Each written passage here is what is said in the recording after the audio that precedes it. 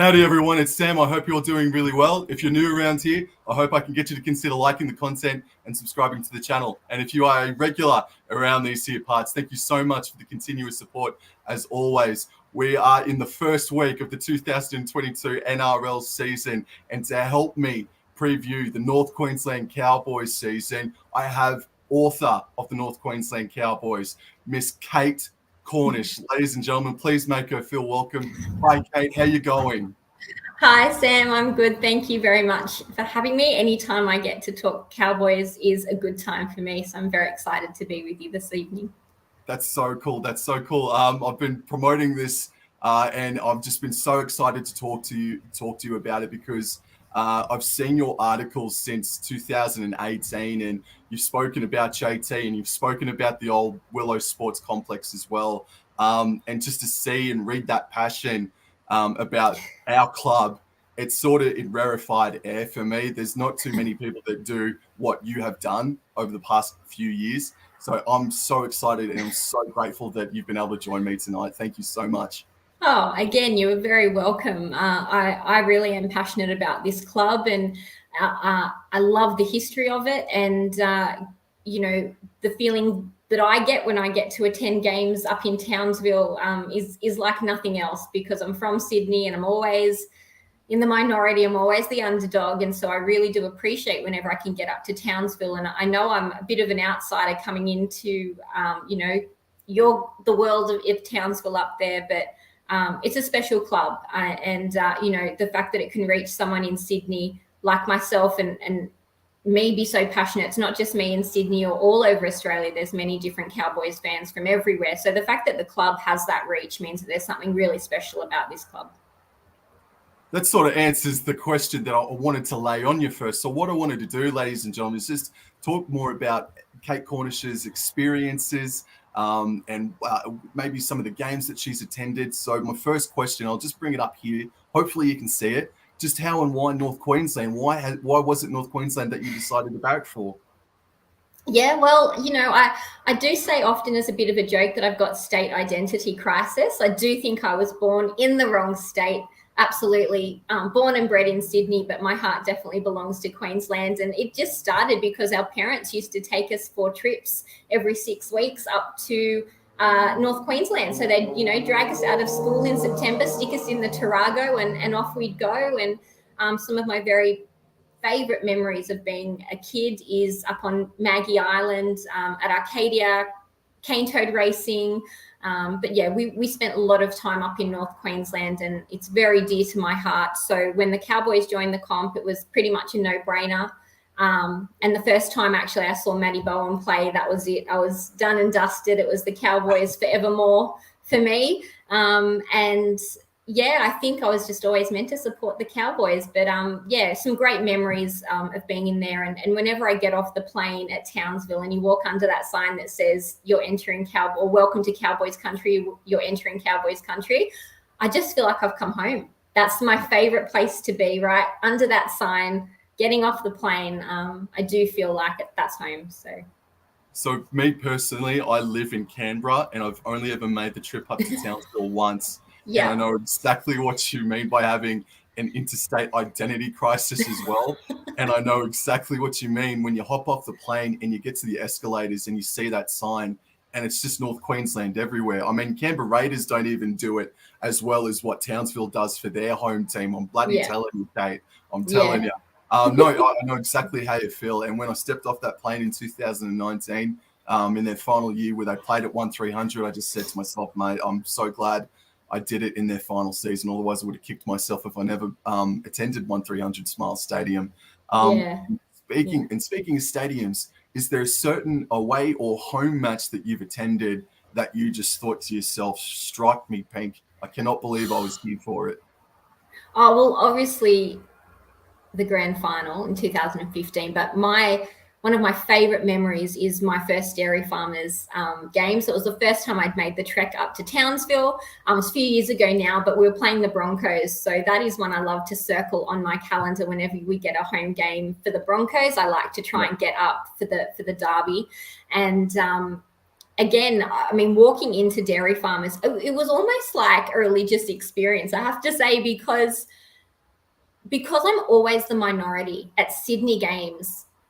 Walking in and just being with like your people and being able to scream and cheer and not have people look at you funny or boo you because you're the minority was an incredible feeling. And it was great. You know, there's the hill was on one side, you got, you know, people, the stands on the other side, and to just be around thousands and thousands of other crazy Cowboys fans was a fantastic experience. And it's not one that I take for granted, because I only get to go up to games once or twice a year. And then the rest, you know, I'm chasing them around Sydney. So that was a fantastic game. My first game at Dairy Farmers. I'll never, ever forget that game. Wow. And you've attended Queensland Country Bank Stadium? Yes, I have. And yeah, for any Cowboys fans who have not been there, get yourselves there ASAP. You haven't been there? That's a negative. Damn. Book your plane ride up there. I'm going up in July for the Broncos Derby. I think it's July 2nd. So I'm going to go up there for that one. It is a super stadium. It doesn't matter where you sit. You feel like you're close to the action and you're close to the game. The facilities are great. It is a top game day experience. When you can meet at the Cowboys Leagues Club and you can walk over the bridge with all the other crazy Cowboys fans with the flags, and there's drumming, and it is incredible. And if you don't walk over with them, if you're already at the stadium, you can actually look out and you can see hundreds and hundreds of people waving Cowboys flags coming across the bridge into the stadium. It is like the army is arriving and the troops are assembling. It, like, seriously gives me goosebumps just talking about it. So yeah, it's definitely somewhere that if you haven't been there, Cowboys fans, please make an effort to get there. You will absolutely love it. It's fantastic. I feel like you've just lit the wick. I feel like you've just lit the fuse under me, Kate. Fair dinkum. If I thought I was excited before we started, I am 10. I am level 10 right now. Good. That's so cool.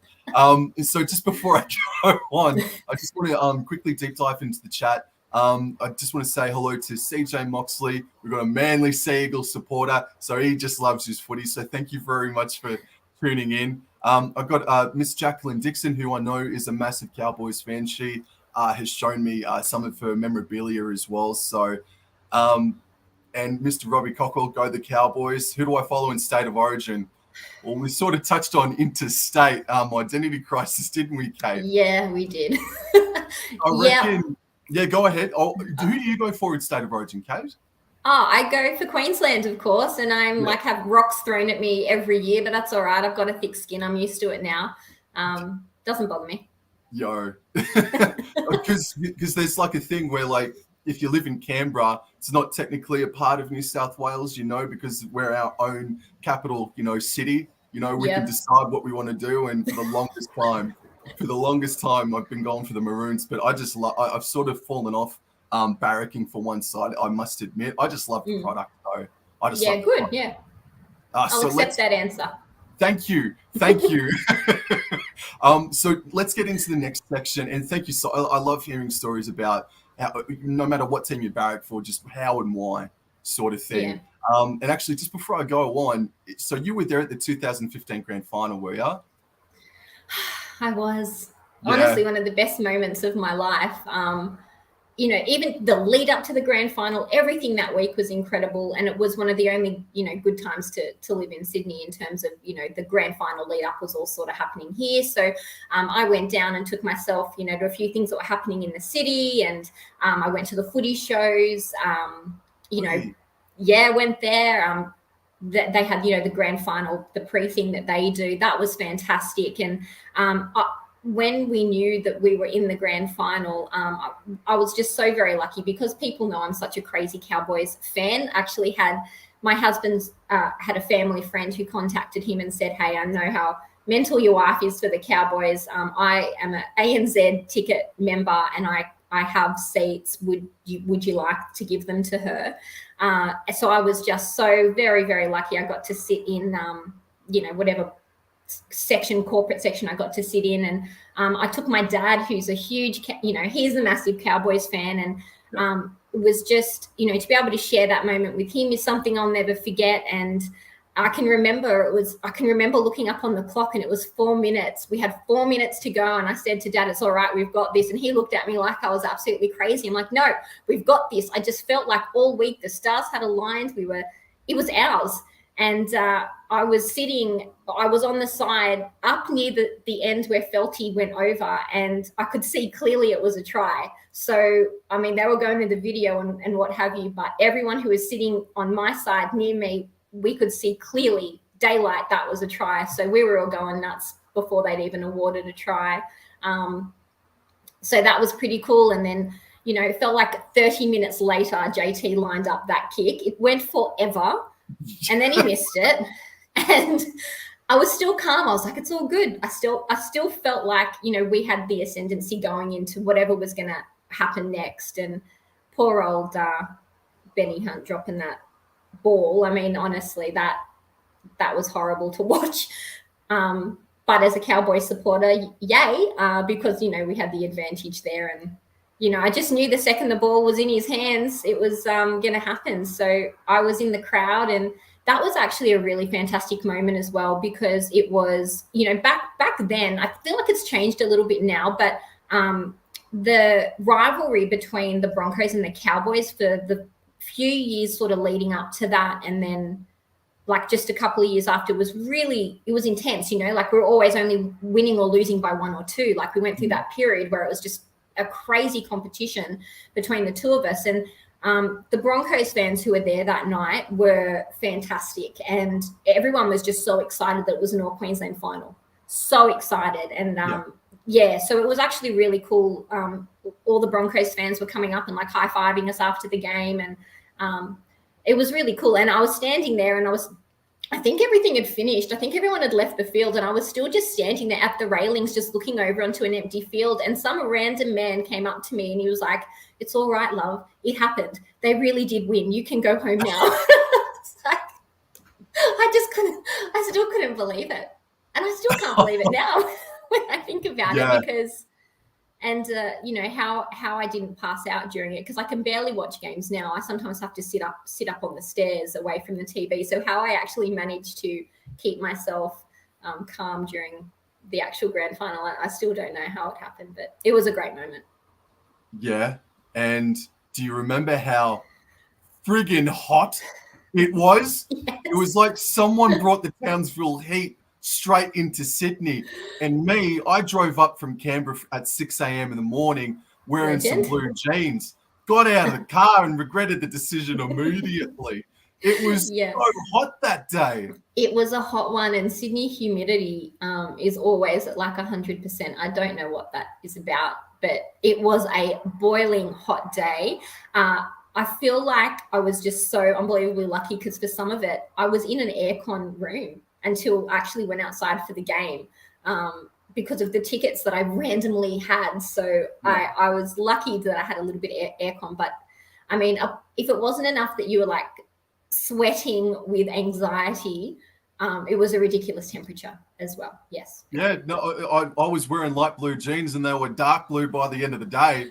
I was sweating that freaking much. Struck me pink. And I reckon we didn't have a good start, did we? I mean, there was some individual brilliance from Adam Blair and the run from Corey Oates as well. And when it was 8-0 in the blink of an eye, you sort of sunk in. Did you sink in your chair a little bit? I sunk in my chair a little bit. No, I'm telling you, I didn't. Yeah?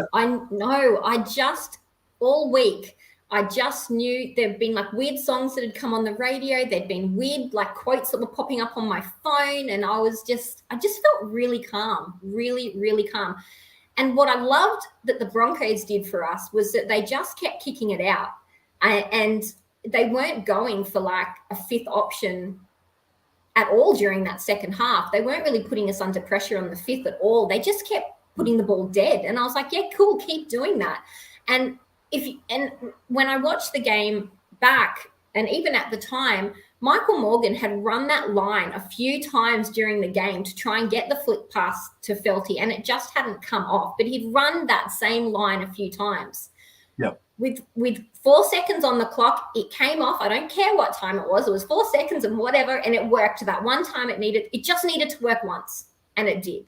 But he had tried that a few times earlier in the game, and they really, I feel like they let us off the hook and didn't put enough pressure on us every time they kicked the ball dead. They were not up by enough to waste time like they did. And I just think if they could go back and change anything about what they did in that game, it was that they should have put us under more pressure when they had the opportunity. So lesson learned by them. But, yeah, it was cool. That's exactly how I feel too, with what happened in that game. We could talk about this for the next 4 hours, couldn't we? We could. Yeah, but and just one last question on that game as well. When Kyle Feld did go over and score in the corner, for me, I was there in attendance, and it was, I don't know, it was like I blinked and it was sort of like something like a flash before your eyes sort of thing. Was that the moment? Did you quite grasp what had happened? Because for me, I didn't. It felt like I had an out-of-body experience, Kate. Yeah, even now, like it is like now, I still can't believe it happened the way it happened. For it to be on the buzzer, I'm looking at a poster right now. It says, "We Are the North, 2015 NRL Premiers." It sits above my desk every day. This is how I do my work. And the picture of Felty putting that ball down is right in front of me, and I look at it every day, but I still don't believe it happened. Like I was there. I know I saw it with my own eyes, but to have it happen against the Broncos in such incredible fashion, it's one of the reasons that we love rugby league, right? That is got to be the best grand final that has ever happened. And I know people will argue with us about this, but it has to be at least in the top 3. I've never seen one that's matched it. For all of the rivalry that goes on between the Broncos and the Cowboys, that particular game with the stars who were on the field at that particular time in terms of rivalry doesn't really get any bigger than that. So out-of-body experience is a great way to describe it. I'm still not back in my body from it, to be honest. I mean, I'll live outside my body in that moment for the rest of my life. Yeah. It was so surreal. And we were there.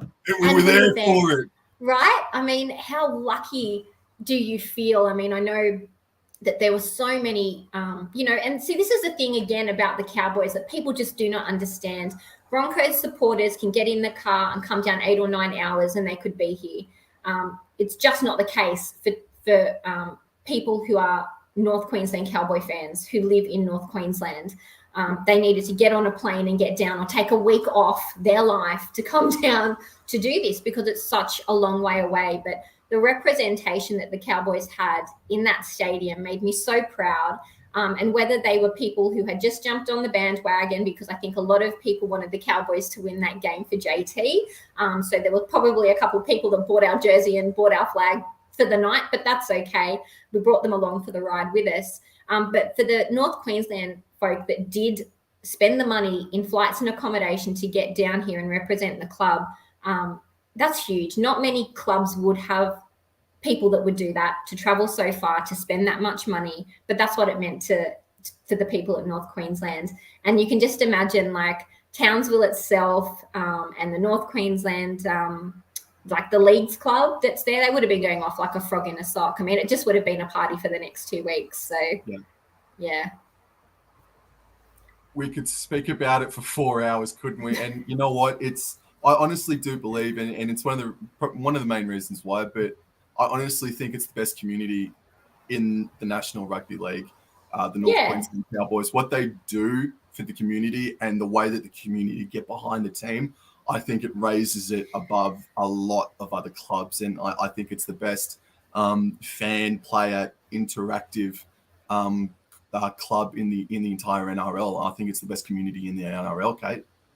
Yeah, I would agree with you. It's a one footy town club. One footy club town is what I meant to say. So, they are in a little bit of a fishbowl up there, I guess. But then the upside of that is that they don't live in Sydney, in the fishbowl that is Sydney. So they do have some privacy up there, but the people in Townsville really do love them, and they love the people in Townsville. So in terms of, community spirit and what they give back to the community, how the community feels about them, they probably are the best community-run club in the NRL. And, you only have to read what goes on the website and how they help the community all the time to know that it's front and center of what they do up there at the Cowboys. And that is why I love the club. Even though I am so far away and you're so far away, you still feel like you're part of a really big family that are doing really, really good things. And that is why, in my heart, I love the Cowboys. And I don't think, all clubs have people that can say that. And, I love the NRL. I support the NRL. It is a complicated relationship with the NRL that I have. I don't like a lot of things that go on in the NRL in terms of, we can talk about people like Jack DeBellin and things like that. Really makes me mad, but I love the Cowboys. So while I feel like I've got a bit of a tumultuous relationship with the NRL, and if I had a Facebook status, it would be it's complicated. The Cowboys, I love the Cowboys. So, it's hard to reconcile both sometimes, but, if the club can keep doing what it's doing in terms of the community work that it does, I think that goes a long way to keeping and engaging new fans. And I agree with that sentiment. I mean, you think about what's happened recently with the judicial news with Brandon Smith and Reece Walsh sort of thing, and the NRL not being forthright or being as transparent, and to a degree sort of being disrespectful towards the fans who are sort of always dancing on the edge of a coin as far as what rule is what and how things are going to go. So I agree. NRL's not perfect, but boy, howdy, I think North Queensland Cowboys are just a cut above a lot, if not the entirety of the NRL. And I think their culture, maybe it's not a winning culture considering the past few years, but I think their culture so far as being upstanding gentlemen, I think is second to none, honestly. Yeah, I mean, I'd like to think that is the case. And I think that is something that the club prides itself on. So when, like I said, that they live in a bit of a bubble up there, but we need to have really high standards for our club, and it's what we expect from the players who put on the jersey, because they represent not just the club but the wider community, and anyone who puts on that jersey should know how important it is and what a great opportunity they have to represent themselves, their family, and their club, and go about it in the way that they should. And I do think that is up there at the Cowboys, the culture and what's expected of them. And I always hope that is something that's in the forefront of the Cowboys' mind when they go to sign players or when they go to extend contracts or whatever it is that they want to do. Is this the player that we want out on the field representing us, representing our community and our fans? Because I don't think enough clubs put enough weight into that. And all we need to do is be a standout in that section of NRL, like in that moment, like when we go to pick who we want in our squad, like stand tall, pick the right people, and let them know that we don't accept anything but the best of everything, whether it's on field, off field, and they're the only people we're going to look at for this club. So we don't care how good you are. We don't care where you've come from. We want the best of the best up here, and it can be done. The NRL just needs to have the balls to stand up, and the clubs need to have the balls to stand up and pick those people, because they are out there. The majority of the people in the NRL, the people that play this comp, are good people. We just have to weed out the ones who do not deserve to be there. Well said. Thank you so much, Kate. And if you're just tuning in, ladies and gentlemen, this is our North Queensland Cowboys 2022 season preview. I'm with Kate Cornish, author of North Queensland Cowboys, a netball podcast, and you can go find her podcast on Spotify as well. She's just a fair dinkum diehard North Queensland Cowboys tragic, and I thank her so much for her time as well. And we're only just getting started. Now, if I may, let's move into the next section. And I want to talk about what happened at the Cowboys 2022 season launch. And one of the big pieces of news is that the NRLW are going to be put on notice, because the Cowboys, or the Gold Stars, are going to be injected, hopefully in the next 7 odd months, maybe probably definitely within inside 18 months as well. Kate, what was your reaction to this news, knowing that Cowboys, they are going to be putting in a bid to have an NRLW side in the not too distant future? Oh, Sam, I was ecstatic to hear that. All I thought was finally, let's get on board and let's do this. There's so many fans of the Gold Stars out there, and you know, you and me, we're both fans of this Gold Stars team. They are a stellar team in the QRLW comp, and you know, I think it is because they have performed so well that we're going to have this opportunity now to have an NRLW team. So it really stems from the hard work that these athletes have put in to training and competing. They were so close last year to a grand final berth. That game really hurt. They were up and then they weren't. It just happened so quick. I couldn't believe it. But, you know, it's these athletes who have given the platform for, I think, the Cowboys to you know, believe that this could be a really successful franchise for them. And, you know, it's not a spin-off of the men's team. They will stand as a team in their own right. And, you know, just as Cowboys supporters have got behind the Cowboys men's team, I feel like the fans of this club are going to do just the same for the NRLW team, because we love our footy and we love anything that comes out of this club. So, you know, I would urge that they've actually got Gold Stars jerseys and some merch on the Cowboys website. So go on there and get yourself some Gold Stars jerseys, and let's support this team in the same way that we support the men. So whether it's going out and buying the jerseys, putting your bum in a seat when we get for the Gold Stars, and when we get this NRLW team, just go out there and support them the same way we do the men. I think, you know, I'm a huge advocate for women in sport. As you said, I've got my netball podcast. I love netball. I love to promote women in sport. So this will be something that I really get behind. And I just really hope that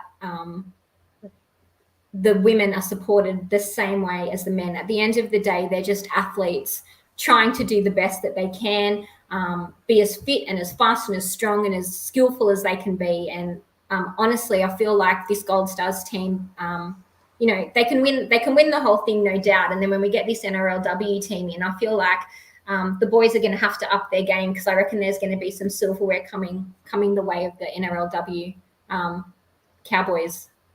That's and I completely agree. Yeah, and I completely agree with that, because at the moment there are 8 Gold Stars players that are playing in the NRLW, and you could fair dinkum call them the Newcastle Cowboys or the North Queensland Knights, fair dinkum. So 5 of them are playing for the Newcastle Knights, and 3 of them are playing with the Gold Coast Titans. And let's start off with the obvious one. The captain of the Newcastle Knights NRLW side, Romney Teitzel, is an absolute weapon over these past couple of weeks. And no, the result didn't go her way, but she put in the same effort that she put in round 1. And I've been really impressed and excited by the prospects of Romney Teitzel. Yeah, I think people I know it sounds silly, but I think a lot of people in New South Wales are just starting to learn that name. And she's going to be on the radar very, very quickly. I was listening to the Channel 9 broadcast the other day, and they were talking about a few players, and then they chucked Romney's name in there. And it makes me laugh, because it's, you know, New South Wales based broadcaster. And of course, we've all been talking about her up here in terms of the Gold Stars. And for us, she is the gold standard of what the NRLW is all about. So I think very, very quickly, everyone's going to fall in love with Romney. Yes, and there's another, there is a lady I want to highlight. So what I'm going to do now, Kate, and to everybody watching right now, I'm going to share the screen and I'm going to show you a piece of play, and I'm going to make sure it's on mute before I do press play. So in here, you're looking for the halfback of the Newcastle Knights, Tallulah Tillett. And I just want to sort of go through what she does here. She catches the ball, takes a hit up, and yes, just quickly, the hits from the ladies over the past fortnight have even made my bloody ribs bruised. I'm telling you, I've been hitting so hard over the past couple of weeks. So she takes the ball up, and next play she hands it off. I think that could have been actually another Gold Star player playing there. No, it's not, but the fact that she's backed up almost immediately to be in a kicking situation And then the winger on the far left side in the blonde hair chases the kick, and yes, she gets a massive palm from the Parramatta winger. But I just think that is a little bit of class and something really exciting from Tallulah Tillett, the halfback of the Knights. I was really impressed by that piece of play, and Katie Green, while she didn't get the chockies in that instance, there was a moment about 5 odd minutes later where she did crunch that Parramatta winger, so she did get her vengeance a little bit as well in that contest. And I think Tillett is a great prospect. Well, that looked a little bit JT-esque, didn't it? I mean, to be involved in like almost every play, that was very similar to what he would do as well. He'd cover the whole ground, and that looked very similar to what he would do. But I mean, that's just a good half, isn't it? You know, someone who is involved in literally everything. That's obviously someone they rely very, very heavily on for their gameplay, and she's obviously a very good reader of the game. And you know, what you love about those sort of players is that they want the ball in their hands. They want to be involved, and they're the ones that will make something special happen. Absolutely. And she was also involved in Romney Teitzel's first tries as well, inside 3 minutes or 2 minutes of that game as well, and passing it out to Teitzel. And then Teitzel's size and speed and skill got her over the line as well. Katie Green, that winger out on the left edge, I really like her. And as so far as the other ladies go inside that Newcastle Knights side, and excuse me, I'm just reading off my sheets here, Kate. That's all right. Please excuse me. So we got Emma Manzelman, who I think looks good as well. She made a couple of great darts out of dummy half, in particular one in that first half against Parramatta Eels. And these are all ladies that have been working on their craft up there in Townsville, North Queensland, for the past couple of seasons. And as you said, they went close last season, the Gold Stars in QRLW, but it wasn't just meant to be. And so Emma Manzelman, Romney Teitzel, Tillett, Katie Green, and Rangamary Edwards-Bruce. She looks like she loves getting stuck into the defence. I really liked what she had to offer in the defensive side as well. So you look at the Newcastle Knights, and we will over the next 4 or so weeks until the QRLW commences for 2022 on Sunday, the 27th of March. Now, unfortunately, unfortunately, that's the final round of the NRLW, the same weekend that the QRLW takes place as well. So that first round is not going to be a true indicator of how the Gold Stars are going to go, because they're going to be not decimated, but they are going to be lacking some of the star qualities in that first round. But from what I've seen, they're a really, and I'd like to get your opinion on this too, the Newcastle Knights, they're a really committed outfit. And defensively, I've been more impressed with them defensively. Attacking wise, look, it's hard to go based off of 2 games. But I thought it was the best game of the round that they were involved in round 1. And then, I mean, the heavens just opened up on freaking Sunday, didn't it, Kate? So it was hard for freaking anyone to try and play their best footy that weekend. But I'm really excited about the Gold Stars prospects, and then entering the competition, hopefully in 6 months, if not in about 18 months' time, Kate. Oh, look, the sooner we can make this happen, the better. I really do feel like there'll be some silverware coming our way very, very soon. We are stocking the NRLW at the moment with quality players, and we want to grab them all back. So, the North Queensland Cowboys franchise, the dream when it originated was that the Cowboys was a place for people from North Queensland, athletes from North Queensland, to not have to leave North Queensland and to stay in their region and have a damn good footy team to play for. So, that's definitely what we've got with the men. So we want all these female athletes to come back and do what the Cowboys were set up to do, which was to give opportunities to football players to represent their region and not have to leave home thousands and thousands of kilometers away. So as soon as we can have that team, it's very, very exciting. But the Gold Stars lineup for 2022 does look pretty awesome. Very strong indeed. And Newcastle Knights for the past 6 or 7 years in the men's competition have pinched a lot of our stock. Haven't they? You can get targeted so far as Romney Teitzel goes and the rest of them. Absolutely. They're coming back They're coming back. We want them back.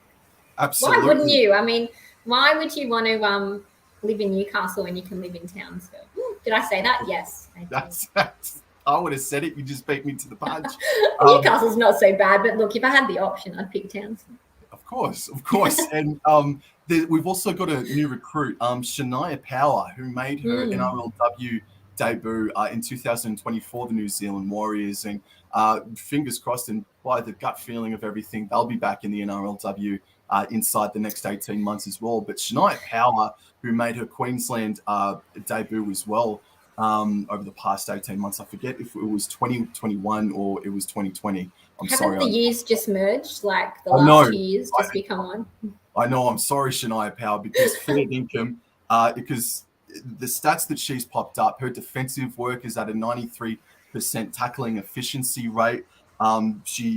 It seems as if every time she takes the ball, she's making 10 meters and popping on about 4 post-contact meters every single time she takes the ball. So she's going to be a serious acquisition for the Gold Stars in 2022. And if she sticks with us by the time that we do enter the NRLW, Shania Power, man, I mean, she's coming off the Gold Coast Titans NRLW side enough as it is. I mean, she should be. Yeah. I mean, if Tasman Gray wasn't there, I imagine that she would be a starting player for the Gold Coast Titans side. Yeah, probably. And like, I actually really like what I'm seeing from the Gold Coast Titans as well. I think they've got a nifty little NRLW squad, to be honest with you. But look, the more big names we can entice to North Queensland for our NRLW side, the better. And we do like ourselves a couple of Kiwis. So more the merrier, I say. Yeah, I know. It was just we started talking about Newcastle pinching players. I think Cowboys have pinched 3 Warriors players over the past 6 odd months. You know, strike me bloody pink. Yeah, that's right. So more the merrier up there. and just as well, we've got Jasmine Peters, who made her debut in the NRLW for Gold Coast Titans side. And just to add what you were saying as well, Titans look good. They had a case of the dropsies in round 1. But round 2, they were very good. I thought one of the more entertaining games that we've seen over the past couple of years as far as the NRLW goes. But Jasmine Peters, I was really impressed by her, and I hope to see her in the Gold Stars. I'm fair dinkum flat out trying to say Gold Stars and Gold Coast, Kate. I'm fair dinkum flat stick trying to get that correct. You're doing all right. Thank you. So I'm really excited for the Cowboys, because I know they will, that the people in Townsville are going to get right behind them when the NRLW side do get injected into the competition. It's going to be fantastic. And the Gold Stars' first ever Queensland Country Bank Stadium game is going to be happening on Anzac Day as well. So to the people of Townsville watching this now, go and check out the Gold Stars play before the men's side on Anzac, a couple of days before Anzac Day, when the men's side hosts the Gold Coast Titans up there at Queensland Country Bank Stadium, which is going to be good for experience as well, to be playing in a bigger stadium, especially for some of the players like Romney Teitzel that have already played on those bigger stadiums as well. Yeah, absolutely. And like, I agree, and I agree with you that the footy fans in Townsville, I really feel like they'll go out and buy some footy tickets to watch them play, because it's a fantastic comp. The skill level and the athleticism and the fitness, it has all improved out of sight, even in the last 12, 18 months. So you can only imagine how this comp is going to grow in the next 12 to 18 months when everyone becomes fitter, faster. I mean, you see it happen every year in the NRL as well. Like, everyone's getting fitter, faster, stronger. You can't imagine that they possibly can, but they do. So I do think that if you love sport and you like to see great athleticism, go out and buy those tickets, because you won't be disappointed at all.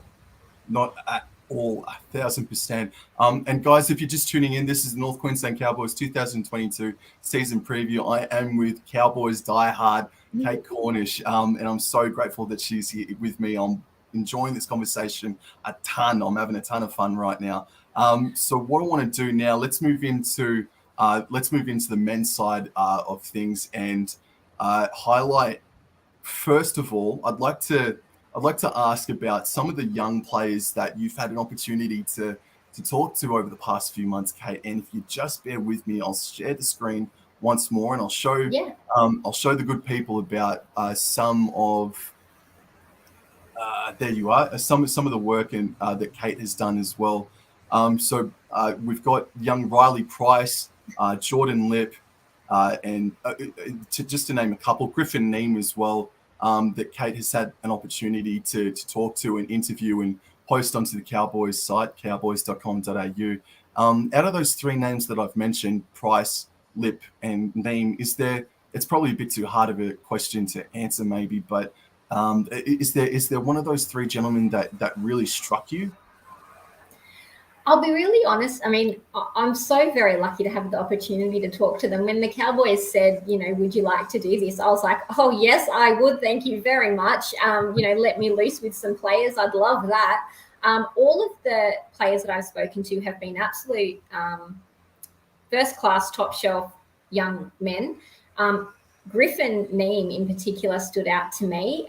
He was so very well-spoken, and I felt like, we could have a future leader of the club here. I hung up the phone and I just thought, sometimes there's just something about people and you can't quite put your finger on it. And that was just over the telephone, but he really had a really nice way about him, and he was very, very dedicated to the club. And he says later on one day he might like to own a vineyard somewhere in southern New Zealand, I think he said, but we did agree that he definitely had some work to do in the Cowboys jersey before he did that. So he's a great young player, and I think someone who really will push for a top 17.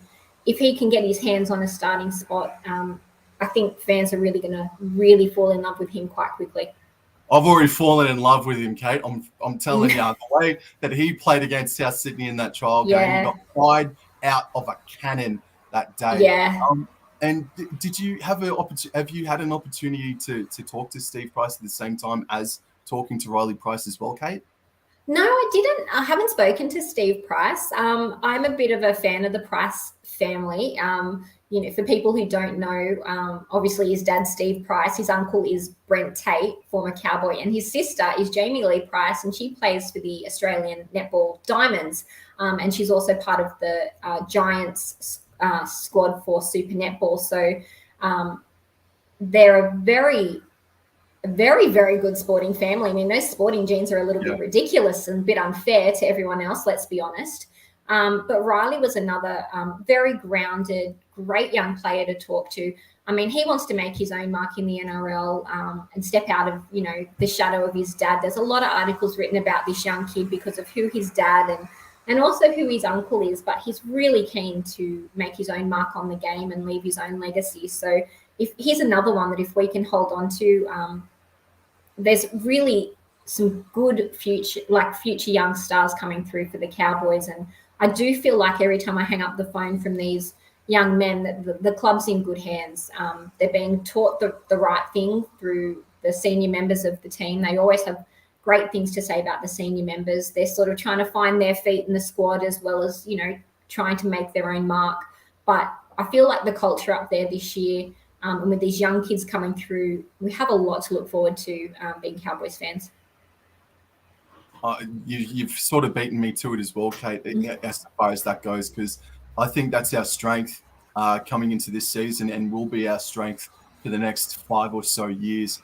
I think the talent pool up in North Queensland is going to be eventually underrated. I think we've got a star-studded youth pool coming through, and at the moment I can understand why people wouldn't be on that bandwagon considering the past 4 or so years now. But you watch this space in the next 18 months to 3 years or so, all these young kids that are coming through, and one that I've been really impressed with as well. I mean, this might be ripping off of what Todd Payton said, but Tom Chester, that fullback, he impressed in the South Sydney trial, and he's against, I think it was the Mackay Cutters. I apologies for that. But there was a preseason trial that was not aired on Fox, and that featured the young guns up against, I think it was the Northern Pride or the Mackay Cutters. Yeah. But Tom Chester over the past couple of weeks has been earmarked as someone to watch this space for the North Queensland Cowboys. Yes, he's another one that we need to keep an eye on. Like, remember that name, Cowboys fans, because I really feel like he is going to be, again, we just need to hang on to them. That's the thing. Like, there's only one fullback spot. What do you do with all these fantastic players? And this is the conundrum that we're in all the time. You know, we have these great players, but we've only got one team up there. So it's hard to keep them. But I was so impressed with him in the trial. I mean, he's a tiny little thing, isn't he? Like, there's nothing of him, but he's still only very young. But you can already see that the way he reads the game, you can't teach that sort of stuff. And he's got a lot of skill that hopefully we'll be able to develop into a real classy fullback. I liked him a lot. He's like a pit bull, isn't he? He just reminded me of someone that will just stick to you. I've been thoroughly impressed by Tom Chester for the past couple of weeks, and particularly in there could be a chance that he even makes his NRL debut. I'm not too sure I can't remember if he's on a train and trial deal or not. But in any event, he'll be making he's a first grader. He looks like a first grader. Whether or not he makes his debut for North Queensland, and touching wood, he does. He looks like an out-and-out first grader as well. But I think our young guns is the strength of North Queensland, and they're going to take us into the future very, very well. So now I want to move into the first grade squad now, and I'm going to share the screen once more with you. Kate, if I can ask you a question, and that is, in the starting 17, in Todd Payton's starting 17, is there? Can I get you to answer a couple of spots as far as who you would like to see in Todd Payton's game day starting 17? Who do you want to see in what spot come game day this weekend against Kennedy Bankstown Bulldogs? Look, I love them all. Let's just start with that. But I would like to, if I had my way, I would have Scott Drinkwater at 6 for the Cowboys. So he needs to start for me. That's who I want at 6. So, you know, it's a hard one because I know that, I think we're sort of split 50-50, to be honest, Cowboys fans. Half of us want Tom Dearden in at 6 and half of us want Scotty Drinkwater. But, you know, if I'm picking a 17, I've got to have Scott Drinkwater in that 17. So, the other one, like, I think Griffin Neem is another one I would love to see in the 17. I'm not sure when he'll get his opportunity, but he's another one I want to see in there as well. I think he's just ready. Like, he is literally ready to go. You've just got to unleash him. That's my feel of this kid. So if we can get him on, he's really going to rip in. Because I watched an interview where he was just like, I want the 17. I'm ready. Just give me the opportunity.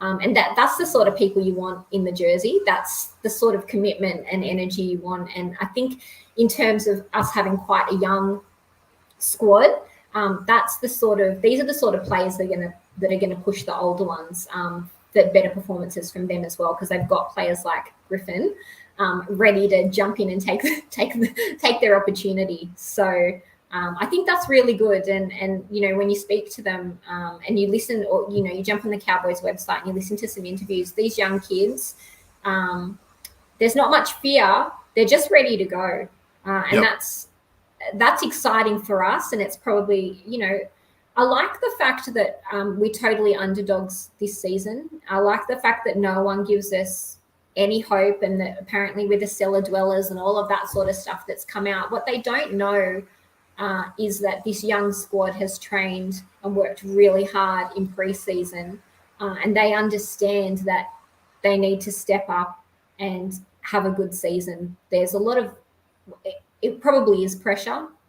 We haven't had a great 4 years, but they have worked really hard in the off season. And I think there's been a lot of soul searching and reflection and hard conversations had. And, I like that we're very underrated this year and people think we won't do anything. I think we proved in our last trial that there's been a big improvement in effort.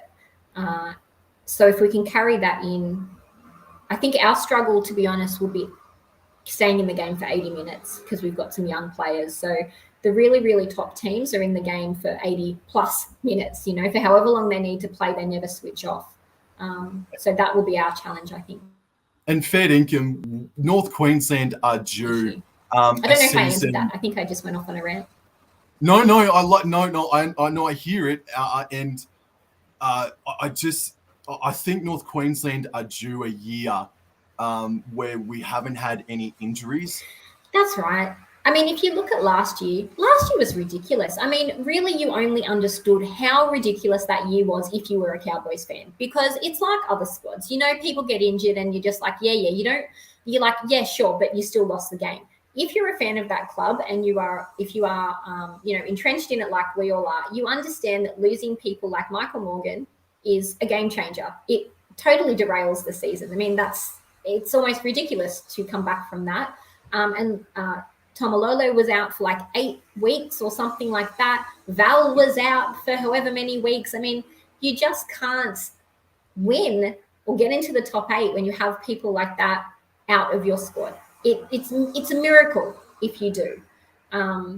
So, you know, if you don't really follow the Cowboys, it's fair to say that you would think that last year they just had an absolute shocker. But if you know who was, you know, how our season panned out, it's really not that surprising where we finished on the ladder. It's not. I mean, we did provide a miracle in 2017. Yes, we did. Don't even get us started. That's a whole nother session. We can do that another day. Yes, we will. I don't think enough has been made or was made about Michael Morgan and Justin O'Neill retiring due to injuries last season. I think that was overlooked by 90% of the media, if I'm being honest with you. Yes, absolutely. I mean, it's New South Wales based media. They're not all that interested, to be honest with you. That's just how it works. But we had huge setbacks last year, and I feel like this year, if you can stay generally injury free, when you look at the years where we've performed really well, apart from 2017, which was a miraculous gift from the football gods, the teams that perform really, really well have their top stars, and they have them for the season. You know, it's really hard to make the top 8, the top 4 to get to the grand final. And I know that, yes, people are laughing at me because we did all of that in 2017. But really, if we're speaking about things that are not miraculous football occurrences, it's very hard to do when you have your strike players out. And I think last year as well, we were trying to work out, I think the big difference for us this year is that we know that Hammer is going to be fullback and we've got Val in the centres. And I think last year there was a bit of like, but we spent so much money on Val, we've got to put him here, he must play fullback. And I think there was a lot of disruption to the team. Hammer was out as well. I think he had his appendix out, or he did something happen to Hammer. He had his appendix out, and then I think he actually also had a hamstring injury or something. But anyway, now that we've settled on Hammer being fullback and Val stepping up and playing in the centres, and that's just done and dusted. That's just locked in. We know that's happening. I feel like it's a much more settled squad. And then when you chuck in Chad Townsend on top of that, it was so nice to see a genuine 7 run the team around the park in that trial game against the Broncos. We have sorely missed that. Yep. And he's put his hand up now for leadership and captaincy roles, and you can see that he's ready for that. I mean, he's in the firing line because he's put his hand up for all of those sorts of things. And while he's not going to be our saving grace, and we don't want to put that sort of pressure on him, it was really nice to see some really smart fifth options. It was nice to see him rallying the troops, screaming the whole game and running them around the park. We just haven't had that sort of experience. And then when you saw Tom Dearden and then drinking next to him, you could see the benefit of having Chad Townsend there. Absolutely. There's some fair income ESP or some telekinesis going on because great minds think alike. You're exactly right, in my opinion. And I want to throw you something your way, and it has something to do about Jake Granville, who is a Cowboys club legend already. So the lads on Bloke in a Bar, they suggested that they maybe would sacrifice, and they probably would sacrifice Jake Granville in order to have Chad Townsend and Tom Dearden as the starting halves, and Scott Drinkwater in at jersey number 14. And I just wanted to see how you feel about that sort of move. Oh, no. I think Jakey comes on and provides a bit of leadership, well, a lot of leadership as well. So for me last year, Jake Granville and Scott Drinkwater were our standouts last year. They were my top two standout players. Jake Granville played everything apart from front row, I think, last year, and he would have if we needed him to do that. I think what he brings to the squad is pretty invaluable, and if we can use him correctly in short bursts, he is one of those. He's cleverer enough. Most clever. More I heard it. You can't get away with that. No, whatever I said, he's just the most clever, basically, is Jake Granville. Yeah. And, if we can use him correctly, he can really put to shame some of those big guys through the middle. And imagine Jakey Granville, Chad Townsend, and Scotty Drinkwater and Hammer connecting. That's just very, very pretty to think about. Look, he is, we don't have many more seasons out of Jake Granville, probably. I think we've only signed him for one more season.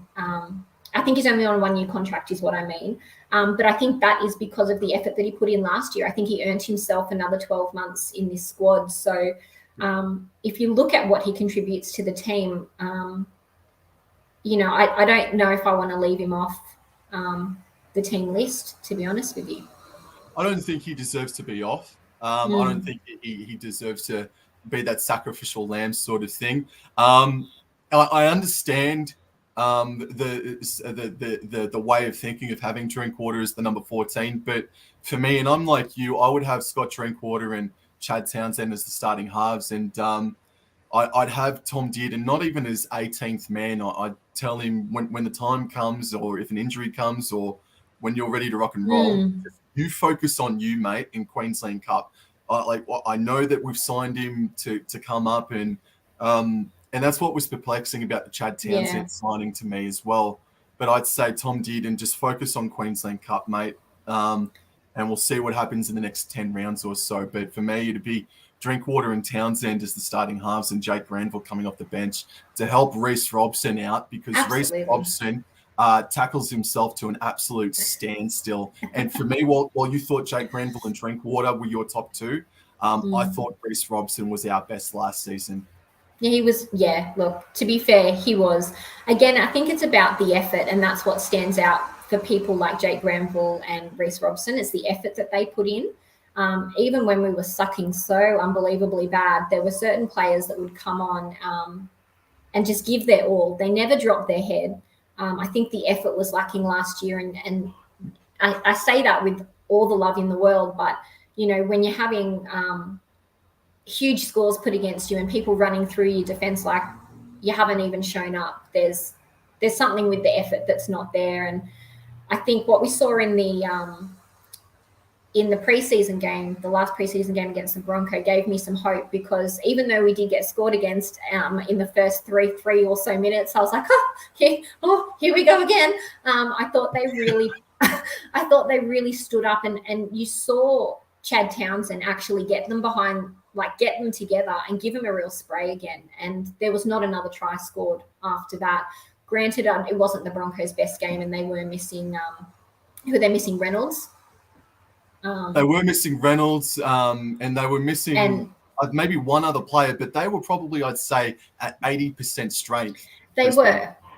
And look, and it's not even about that, is it? Last year I felt like we probably could have been beaten by second-tier teams. The effort just was not there in defence, like showing up for each other in defence just wasn't there. So, to have the Broncos score against us so early, but for them to not score again, I think that was really good signs. And you could see them putting in defence as well. There were some really good tries being stopped there. And last year we just would have been rolled over the top of. So you're only as good as your last performance, and I think they performed well in the trials. But the best combo for me was, I think, Chad Townsend and Drinky.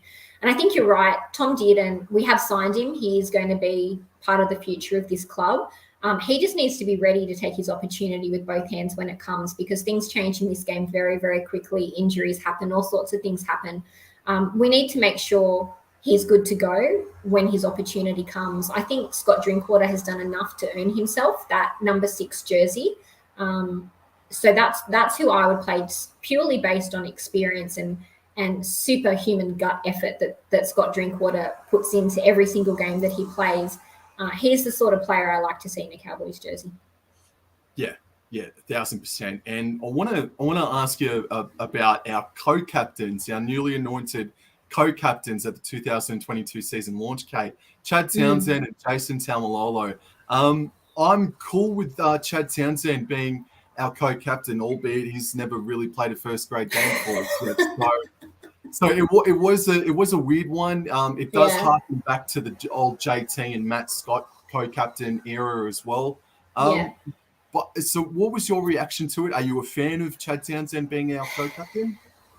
It's interesting because, and they like to do this, don't they? Like Jordan McLean got like a leadership position when he just rocked up there as well. So it is interesting that clubs like to do that with players. I think the reason. So what I read was that Todd Payton had approached Chad Townsend and said, "How do you feel about this leadership position?" And Chad Townsend said, "Give it to me. I want it."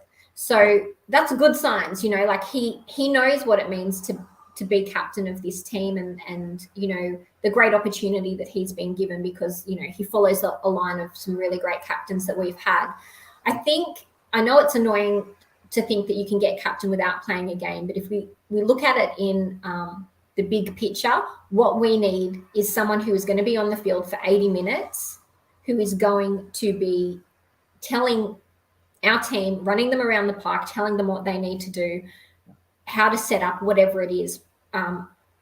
Lolo was not there a lot of last year.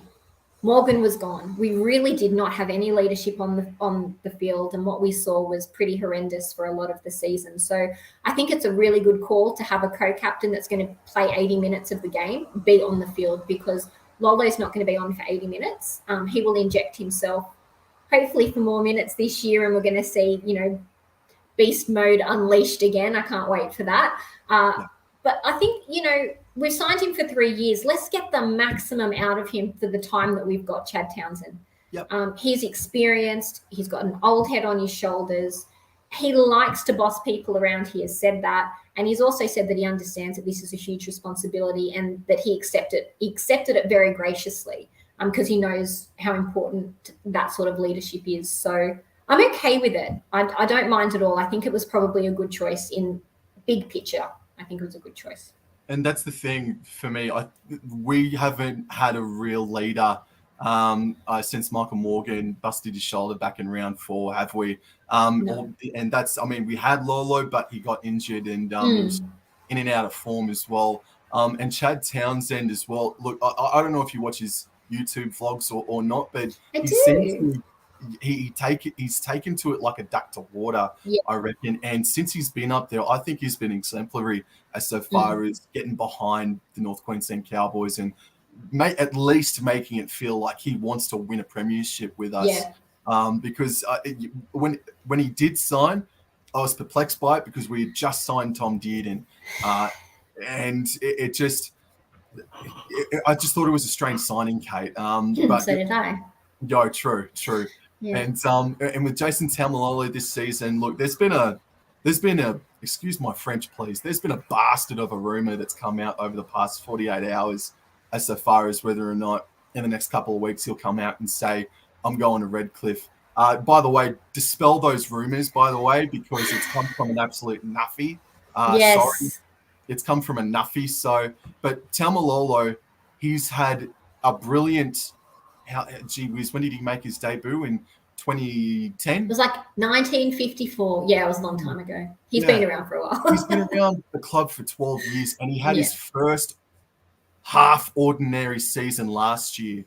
Like, can we just put the brakes a little bit on the sort of question marks about Taumalolo and his love for the club, his leadership and whatnot? Because he had his first ordinary season last year after a decade of being already a Cowboys club legend and leading us to 2 grand finals as well.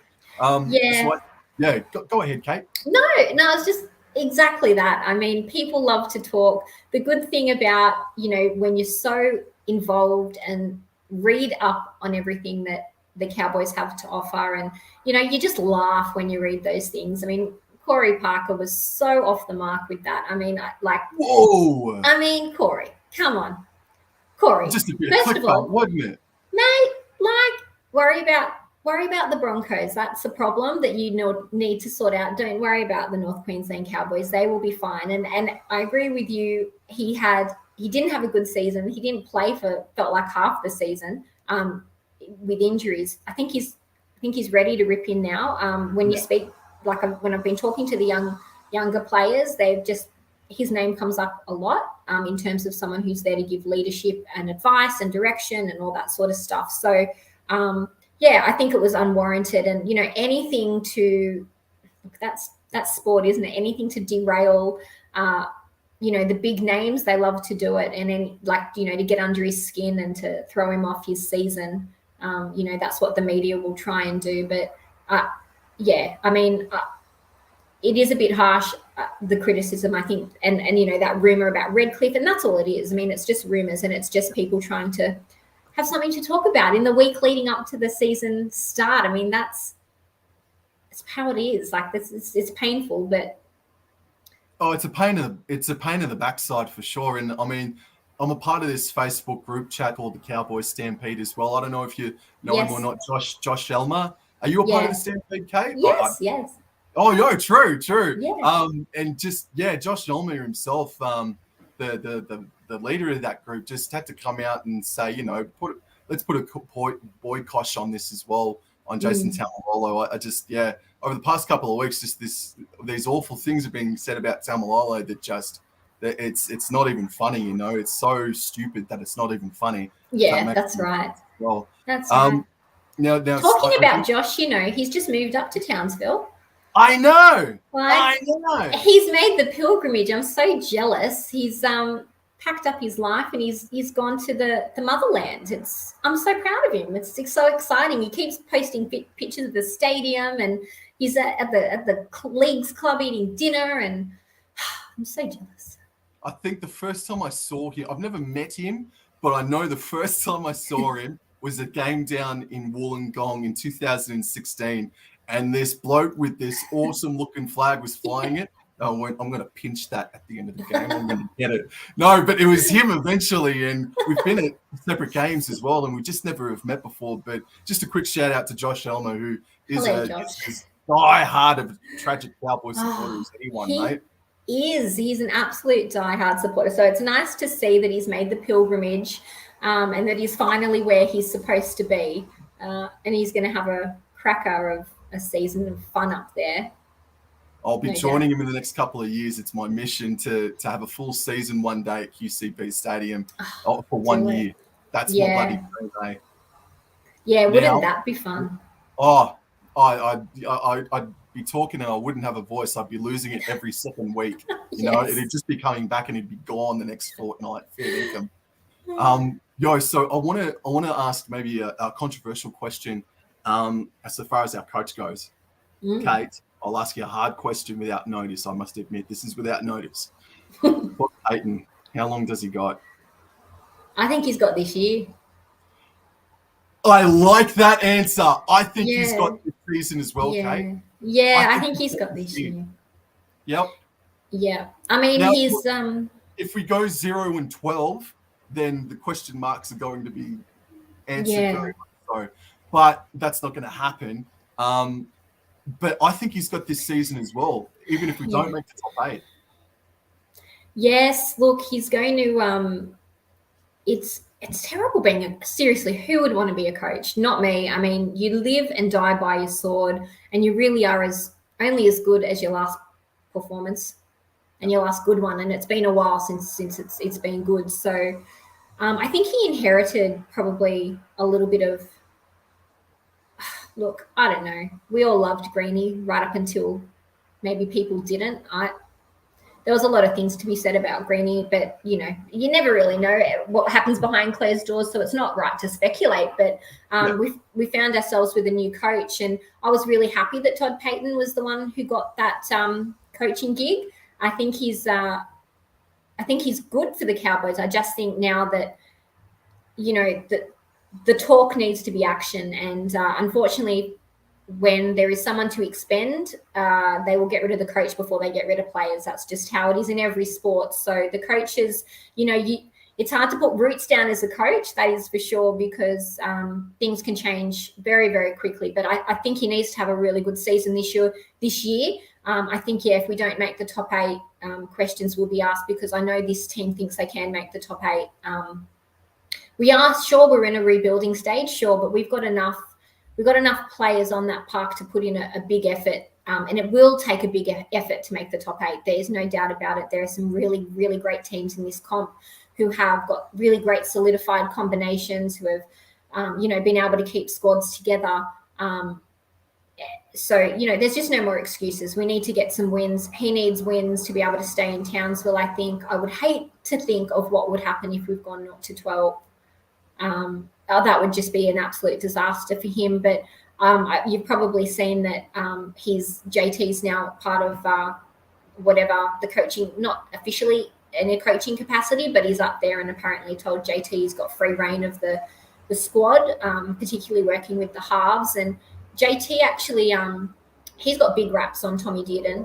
I think he was one of the people behind getting Tommy to the club, so he's got big raps on him. But I was really excited to know that JT's got his hands on this squad as well, because if anyone can, you know, stick a rocket under their, you know what's, or get them to play with a little bit of passion, because we didn't have that last year.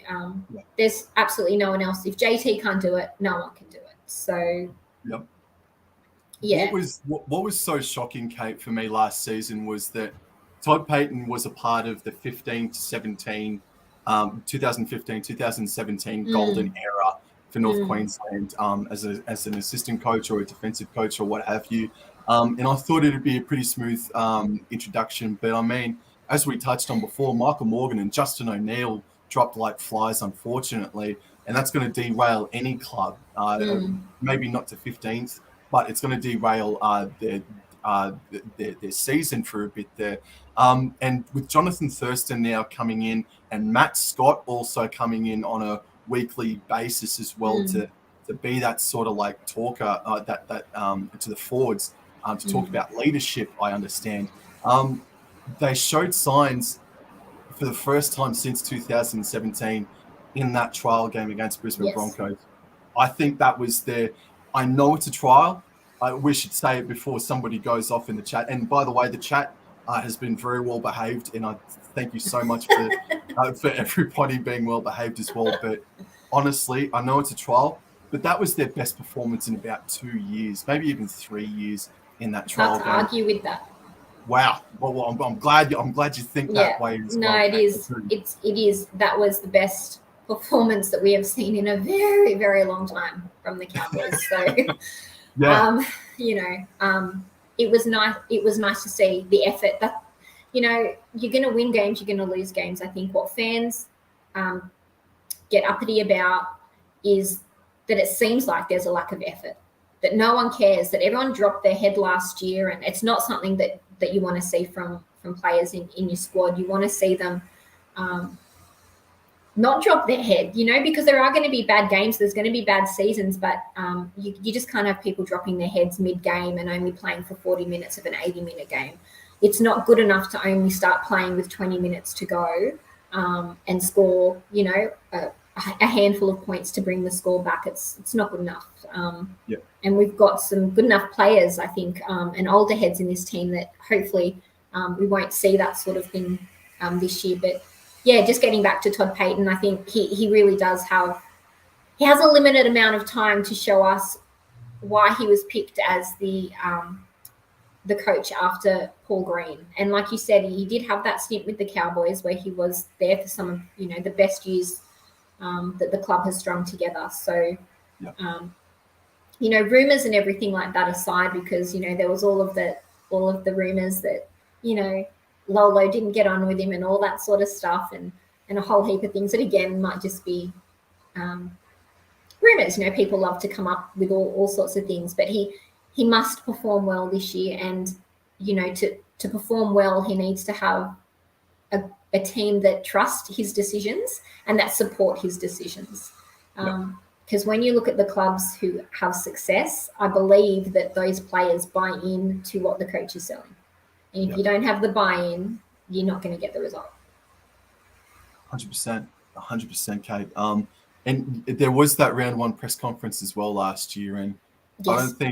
I mean, at the end of the day, he was wrong, in my opinion. I don't know how you feel about that. But Taumalolo, by reports, by the feeling as well, he is going to get more minutes this season. Yes. By the looks of things. So, look, you can be bold and you can make a mistake, and you can even be stubborn. But come the off season, and we're now a week away from having our season kick off. It seems like Todd Payten has sort of eaten a little bit of humble pie, and that we're going to get more out of Taumalolo in 2022, whether that be at the lock position or in the prop position. Look, just get him on the field. I mean, at the end of the day, we've got this $1 million, however much he's worth every season for us. And I remember thinking at the time when he was going to be load managed or minute managed, I was like, why? Like, play this man and get the most out of him while you can. You want to get the bang for your buck while you can get it, because career-ending injuries can happen like that. So why would you not play him for the best part of his career right now when you have the opportunity, and then transition him when you need to do that? But until that moment comes, you play that guy on the field as he is designed to be played, because that is where you get the most out of Taumalolo. Keeping him on the sideline, on the bench, the other teams are laughing at you. And it's not about longevity for him, because you can move him, you can transition him when the time is ready to do that. You don't need to do it now. He's in the prime. Unleash him. Let him go. I mean, that was, to me, I was like, I couldn't understand that rationale whatsoever. Why would you do that? I mean, imagine any other club doing that to their marquee player. I mean, fair enough. Maybe we shouldn't have signed him for 10 years, but we did. But you want to get the best out of him while he's in his prime, right? Yes. Isn't that the point of why you signed him? Oh. And you think about if, like, let's say, for example, this is straight off the top of my head. Think about Jared Warrior-Hargreaves and the season he had for Sydney Roosters. Could you imagine if Trent Robinson came out and said, we're going to limit his minutes because he's getting a little bit older and we want to keep him fresh? Jared Warrior-Hargreaves had the best season of his life last year. And it wouldn't have occurred if, he was getting taken off for 20 minutes at a time, right on the bell every 20th minute sort of thing. So, there's got to be more of a feel for it, doesn't there? And it seems like Todd Payten is going to do that for us in 2022. I don't know if you can see my dog in the background. I can. There. Hello. That's so Ruby. Cute. Hello, Ruby. Ruby. Yeah, she's about to steal the spotlight. Hey, she's a Cowboys supporter. Anyway, sorry about that. So let's get into one of the last topics, Kate. And by the way, if you're just tuning in, guys, this is the Cowboys 2022 season preview with Miss Kate Cornish. We've gone an hour and 20 minutes, and I'm so thankful for her time. This has been such a fun conversation. Thank you, Kate. You're welcome. I'm loving it. So I'll just bring up this overlay now. So we sort of started talking about results there, and this is the draw. And I hope you can see that, Kate. I hope that's I can, yeah. And to the audience as well. So if you can see there on the left-hand side of each away team logo, there's that little white stripe. That means that's a home game for us. And then when it gets to the black stripe, that means there's an away game for us. And Kate, I just want to put this to you as well. The Cowboys play 6 of the first 7 weeks in the state of Queensland, and the only time that they leave Queensland is in round 6 on Easter Thursday when they travel down to Canberra, and they take on the likes of the Dogs and the Broncos, the Warriors. You do look at the round 4 fixture there against the Sydney Roosters, and that does look daunting. And there is also that match against the Titans in round 7 in Darwin. And then there's, on Anzac Day, and then Parramatta Eels host us in Darwin in round 8 there. So we're up the top end. We're up the top end of Australia for the first 8 or so weeks. And I'd say besides maybe 2, possibly 3 games, I think Cowboys can finish this after 6 rounds. Best case scenario, touch wood, and we deserve some bloody good injury runs and suspension runs as well. Best case scenario, and I think we can do it after 6 rounds. I think 5-1. I think we can beat. I think Roosters will realistically have our number, and if we come out and beat them, sweet. But but I think we can end up being 5-1 after the end of 6 rounds, Kate. Well, look, miracles do happen, don't they? I mean, I think 5-1 is, that would be best case scenario. I do like having the Roosters early on because I think you do need to see where you sit against those big teams. So if we can come out with something, a win would be fantastic, but if we can come out with something close, a close game where we've put a lot of effort in and we can see where perhaps we went wrong. I think in the early rounds, you could almost count that as a win, but you do need to sort of really look forward. I think for teams like the Roosters and the Storm and Penrith and the top teams, because it's the only way where how you know where you sit against those teams who are totally going to be in the top 8. Given some sort of strange crisis, we pretty much, you can say that those teams are going to be there and thereabouts, top 4, top 8. So I like that we play them early because it lets us know where we sit quite early on against one of the really big teams. I do like that draw for the first few rounds, I have to say. And do you want me to bring it up?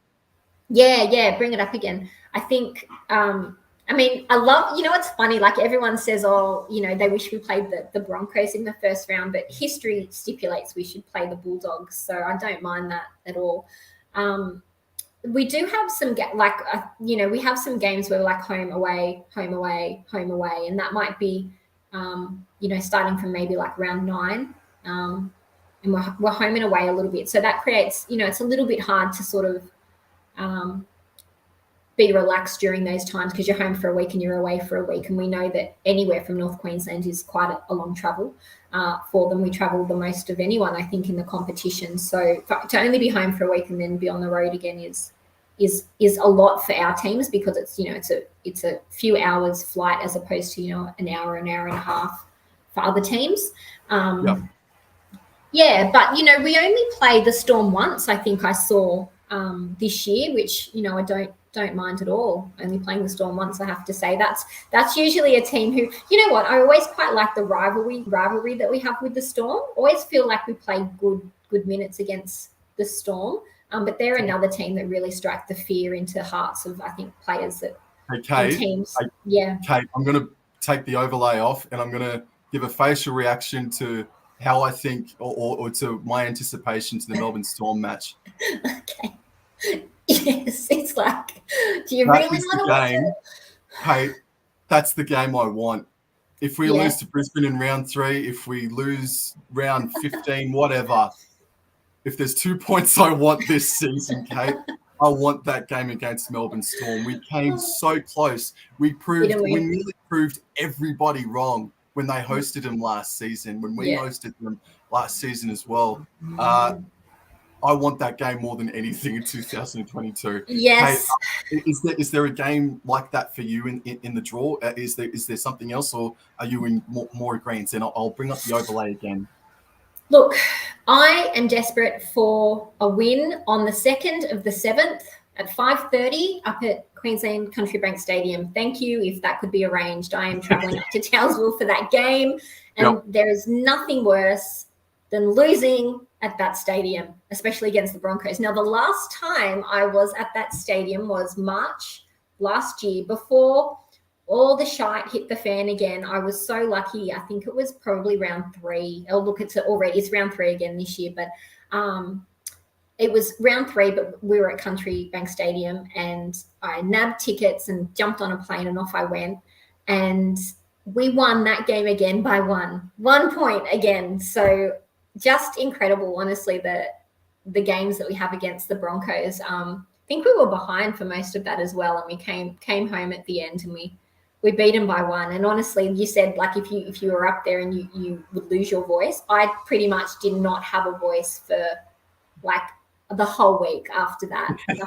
Couldn't talk, was just basically sign language that whole week. But geez, that was fun. That was great. So yes, that's the game I'm most looking forward to. I do love a derby, whatever you want to say. A dirty derby. I do love it. Nice. Love it. And I just so there are a couple of noteworthy games as well. So you've got on the 7th of August there in round 21. We're off to Bundaberg. The Cowboys are off to Bundaberg to take on Canterbury Bankstown, which is pretty interesting. And then 1 week later, this is a game that I think you will be in attendance. I don't mean to speak for you, but Cowboys' first ever game at the Sydney Cricket Ground against the Eastern Suburbs. Yes. I think that's on the 13th of August. I've, as an away member, I've already selected that's the game that I'd like tickets to as well. I think that's going to be such an occasion. I mean, doesn't matter what the scoreline will be. It could be first versus 10th. But I think, that's a serious piece of history that I want to be a part of, Kate.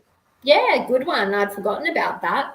It is a nice piece of history to be involved in. So hopefully there'll be a lot of fans. We'll see if we can drum up some Cowboys fans for that game, so it's not just you and me sitting. Josh is gone now, so someone's got to wave that big flag. Who's going to wave that big flag now? Well, he's been to the SCG that many times, he'd know it with his bloody blindfold on, wouldn't he, eh? Yes, supporting he his would. cricket team. Hey, So are we going to meet up for a beer at the SCG? Yes, absolutely. We can meet up for a beer. No, I'd prefer, what do I want? A Canadian club. That would be nice. A Canadian club? Why not a Forex? No. Okay. Okay. So other than that, are there any? So just towards our final run finishes. I mean, it's a tricky run from the Dragons in round 20 down through to round 25. That's besides maybe Canterbury and Bundaberg, and when we host the Warriors, that's a really difficult run, I reckon. It really is. Because we're traveling and we're away, so it's not ideal. I mean, I'd probably prefer to finish the season at home rather than start the season at home. But it's the other way for us this year. I am glad that our last game is at home. That's always really nice. So round 25 against the Panthers, and that'll be a doozy as well, because again, you expect the Panthers to be somewhere near the top, unless they have a fizzle. So it's nice to end, I think, on a home game. But those last few rounds will be really tough. And if we are scrambling to get into the top 8, they will really need to dig deep to get some away wins. That is for sure, because it is hard. Historically, we have struggled on away games to get points. We are getting better. We were getting better, but so that's a hard one at the end. Now, we've gone through the draw. We've gone through the squad. Let's talk about the freaking game that's happening this weekend.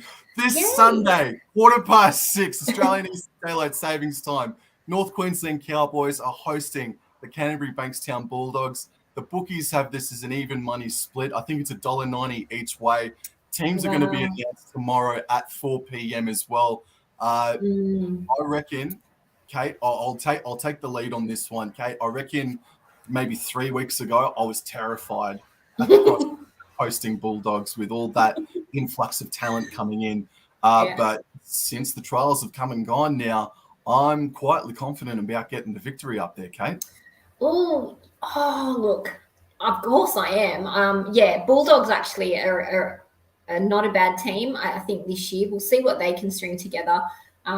Just be about new combos and a bit of consistency for them, I think. But I think we can win this game. I absolutely believe we can win this game. And, I'd go as far as to say I think we would win this game by 12. I'm really excited we're at home. We should win this game. We played great in the trials, and yes, the Bulldogs I think have had a really good signing squad for 2022. I think they've put some good names on their roster, but no one should be beating the Cowboys at home. Look at that beautiful stadium; it is stunning. No one should walk. Let's look at that again. Look at it. It is divine. Nobody should walk into that stadium and beat the Cowboys. Like, we really need to make this, a fortress for the Cowboys, and it starts this Saturday. Like, we really need to stamp our authority on our home games. So I want to see Sunday. You said Saturday. Sunday. Oh, Sunday. Pardon me. Sunday. Sunday. I see. I think we can get the win because look, I've said this. I want to say this about Jake Averillo, one of the halves earmarked for Canterbury Bankstown. I think Jake Averillo as a fullback, as a wing, as centre, I think he has a lot of go in him. I actually like him as a player, but it's just not working. I'm sorry, mate, but it's just not working for Jake Averillo as a 5'8" or a halfback to Matt Burton. And Kyle Flanagan is the answer for me there. But by reports, Trent Barrett is going to have Jake Averillo there as the partner to Burton. See, it's interesting, isn't it? Yep. Like coaches, those decisions, like they live and die by those decisions. Yep. I would agree with you. But if, sometimes I feel like they've got to, they've made a decision, they need to stick it out and then sometimes they need to eat humble pie afterwards. So we will see what happens. But I totally agree with you. But I mean, coach's call, and it's a big one because, if it doesn't work, that's all they talk about. And then it's, it's hard. Like, I mean, that's a really important, your halves combo is just so important to get right. And you've got to get it right early. So, we'll see what happens for them on the weekend. And that's where I think we're in a much better position compared to Canterbury, because I think our halves are classier. I don't want to sound egotistical, but maybe even say better than what Burton. And Burton's a fantastic player, and he's only going to get better and better. Yeah. But you got Matt Duffy at the back there potentially, and he will be. He'll be fullback this weekend, and he'll be coming out firing, but he is an in and out sort of player. And then you've got the dummy half situation at Canterbury Bankstown as well, and that's Jeremy Marshall King. And Jeremy Marshall King is not on the level that Reece Robson and Drake Granville have proven to be at over the past 2 seasons as well. And for us, so I think we win because of our spine. I think our spine is classier compared to Canterbury Bankstown's. I think our defence over these past couple of weeks in the trials have looked better. We look hungrier than Canterbury Bankstown. And I mean, if Tavita Pangai Jr. wants to have a brain explosion and get sent for 10 or sent off in the game, then come at it, man. Go for Talmalolo and see what happens to him, mate. I'm really excited to watch Lolo, I have to say, this week. We haven't seen him pre-season. We didn't get to see him the other week because he had a little strain somewhere.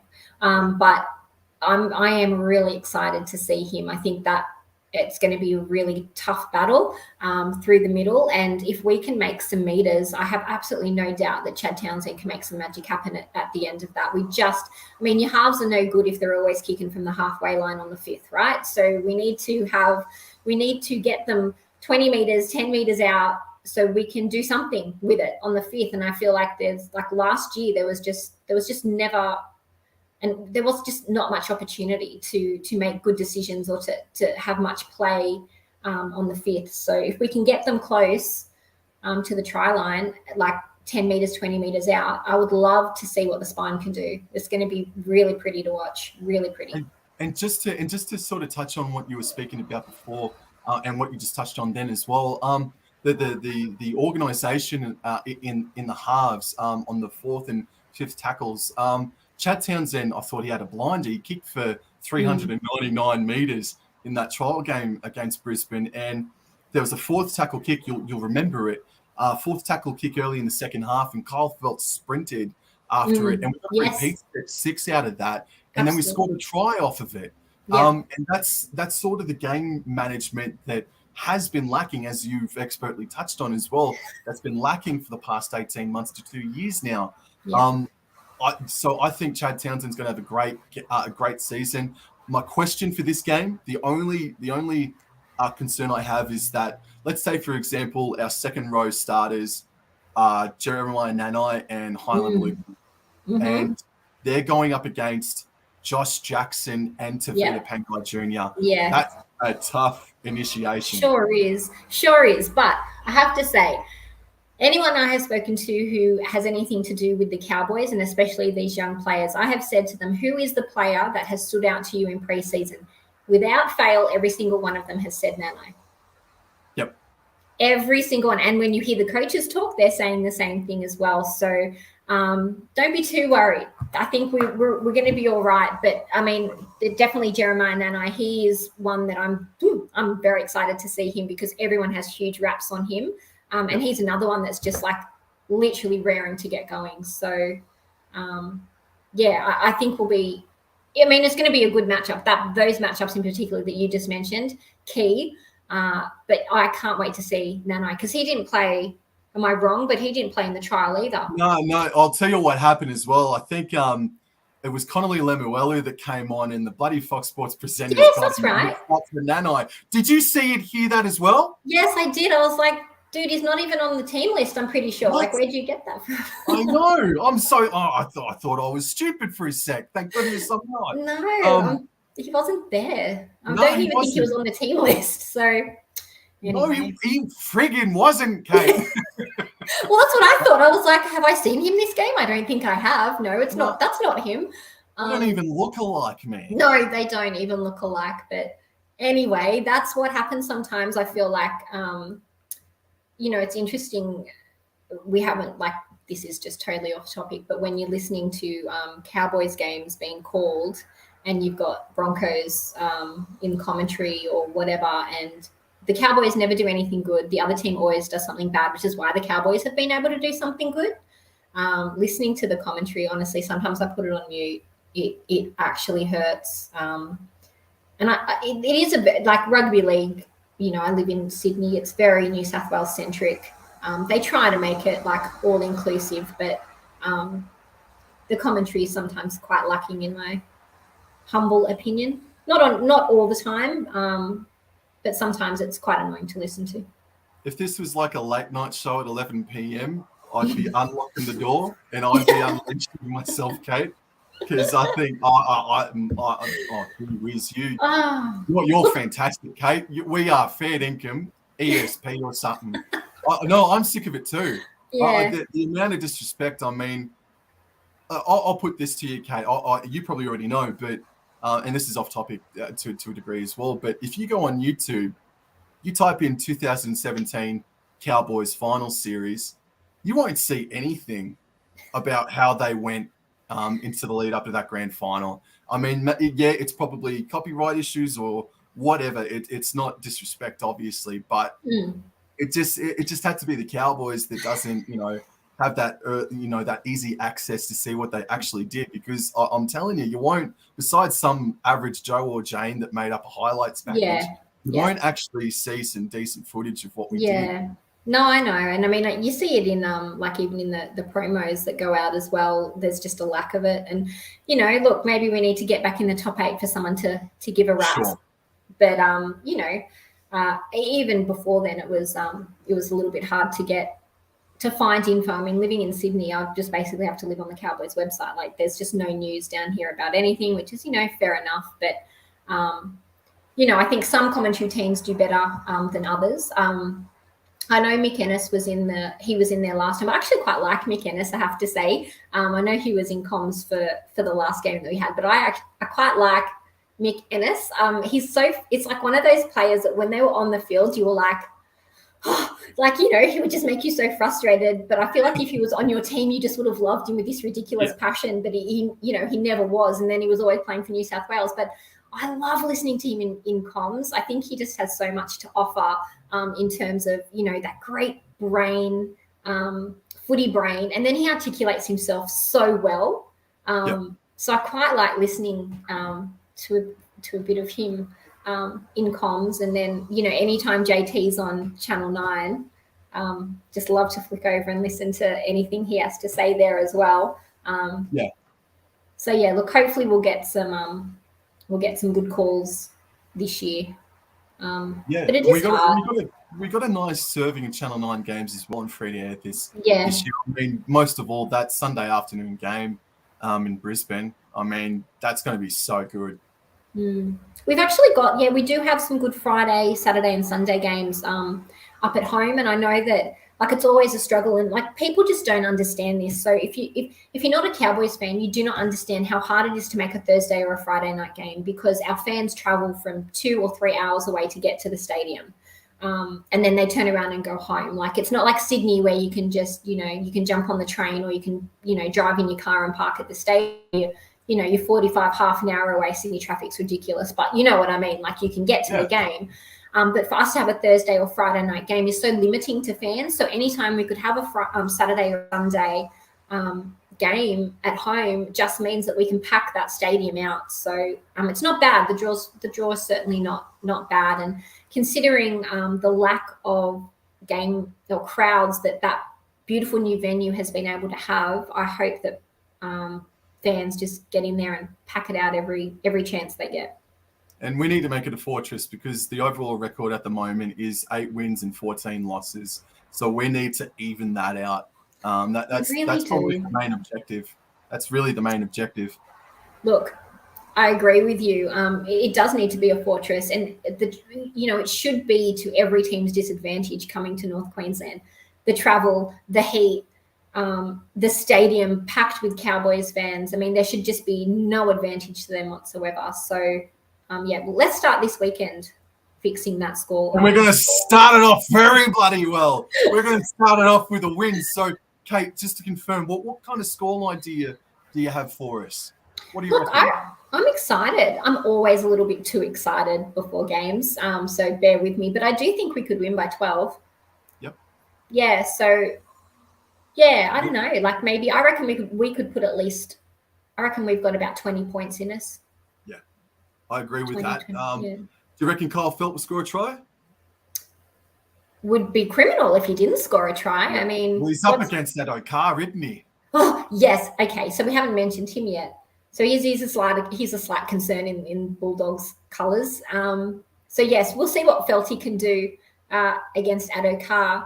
But no, look, Felty's good. If you had $1 on Felty to score a try, more often than not, you'd come up trumps. So Felty to score a try. Who else? Who else might score a try? Do you know who I'd love to crash over? I'd really love Val Holmes again to crash over.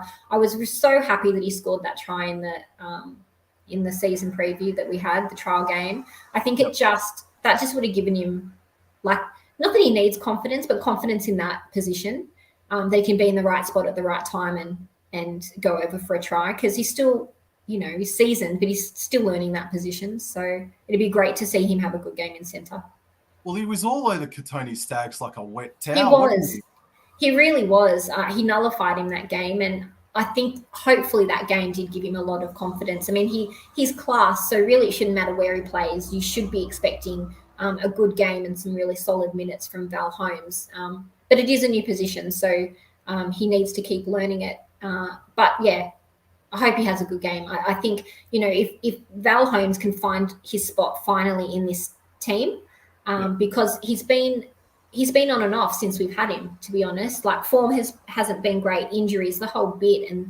But if he can find his home now if Holmes can find his home in the centres, that just stabilizes everything around the team, I think. So have high hopes for him there. Well, you know what? I'll go Scott Drinkwater to score an anytime try. I like the confidence of winning by 12.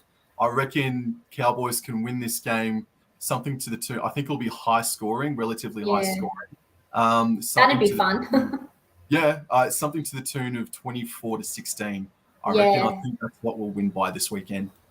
Well, fingers crossed. Look, I am a fully fledged member of the Scott Drinkwater fan club. I'm the founder, actually. So if Scotty Drinkwater gets over and scores a try, I will be one very, very happy Cowboy. I don't think there's seriously anyone more deserving in that team for a start or a try.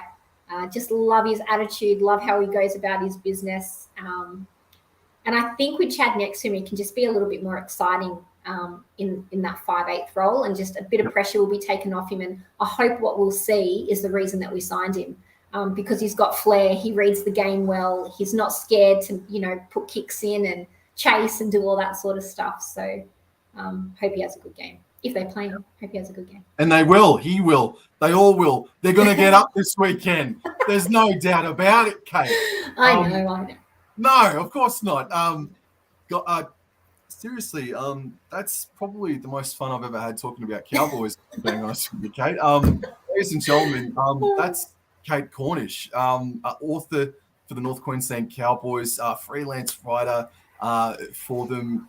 Just all the links to her to her website as well are also in the description. You've been so gracious with your time. I did not mean to keep you here for an hour and 45 minutes. It's no but problem. I've had so much fun. Yeah, me too. Like I said, anytime I can talk Cowboys with someone, it's great. I live in Sydney. There's not many people to talk Cowboys with, so I have found my people on Twitter, and I have found them on Facebook, and I have found you, and it's just really nice to be asked to, talk Cowboys. I can do it all day long. So thank you for having me. That's it's been my absolute pleasure. So guys, please go check out Miss Kate Cornish.